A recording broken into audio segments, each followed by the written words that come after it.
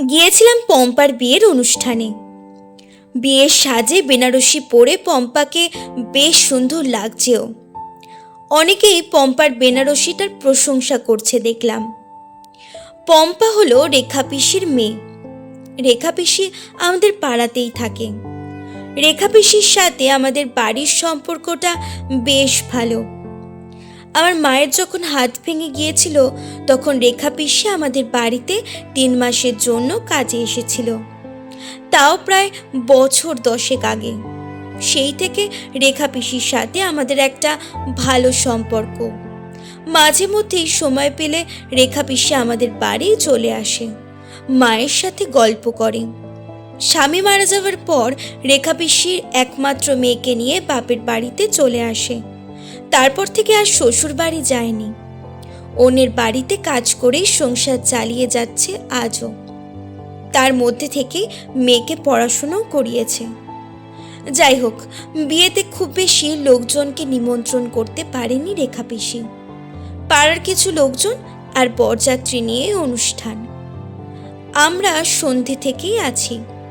রেখা পিসি অবশ্য আগে থেকেই আমাকে বলে রেখেছিল, বাবু, নিজের দাদার মতোই একটু দেখাশুনো করো, জানোই তো আমি একা মানুষ।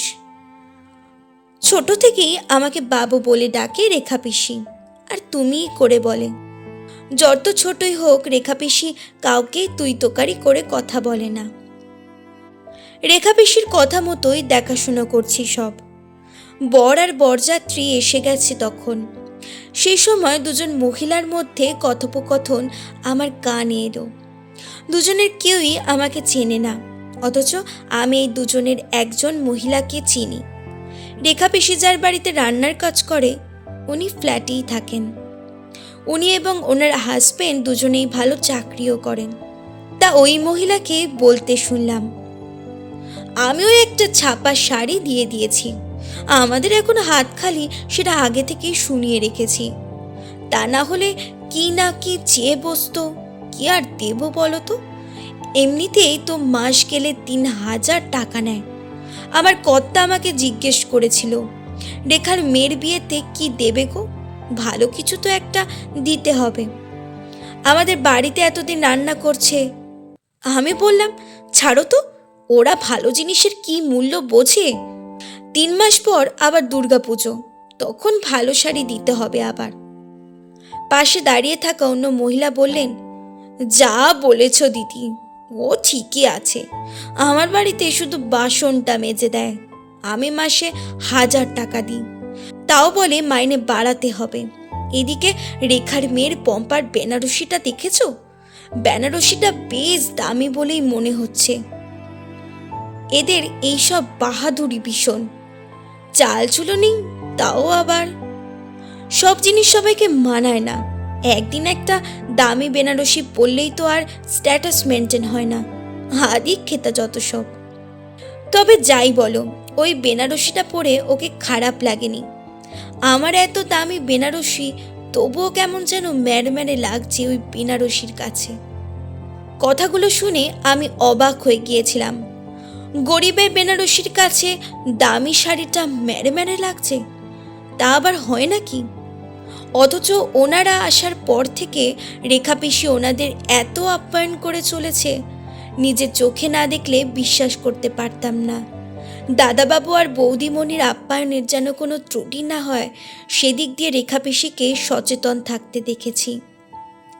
রেখা পিসির 2 কামরা টিনের চালের ঘরে ওনাদের পদধূলি পড়াতে রেখা পিসি যেন ধন্য হয়ে গেছে।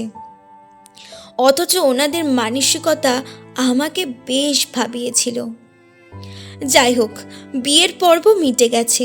খাওয়া দাওয়া প্রায় সকলেরই শেষ হয়ে গেছে।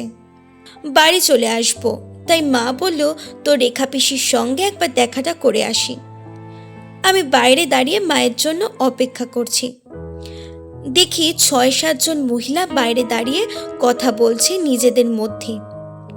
একজনকে বলতে শুনলাম, এই আমার টাকাটা নিয়ে নাও শর্মাদি, আমি আবার 2 দিন থাকবো না। তা প্রত্যেকের ভাগে কত করে পড়ল? শর্মাদি বলল 975। দেখলাম টাকাটা দিয়ে ওই মহিলা বলে উঠল, লাল টকটকে বেনারসিটা পরে পম্পাকে বেশ মানিয়েছে। শর্মাদি, তোমার পছন্দ আছে বলতে হয়। বিয়েতে দেব, একবারই তো আমরা দিচ্ছি, ভালো জিনিসটা না দিলে চলে? সকলেই বলে উঠল, ঠিকই তো। একটু এগিয়ে এসে দেখলাম ওরা সকলেই পরিচিত, মানে মুখ চেনা। রেখা পিসি যে আবাসনে কাজ করে, ওদের মধ্যে দুজন ওই আবাসনেই কাজ করে, বাকিরা অন্য বাড়িতে কাজ করে। সেই সূত্রেই ওনারা রেখা পিসির পরিচিত। পম্পার বিয়ের বেনারসিটা ওরাই দিয়েছে, সেটা বুঝতে আর বাকি রইল না।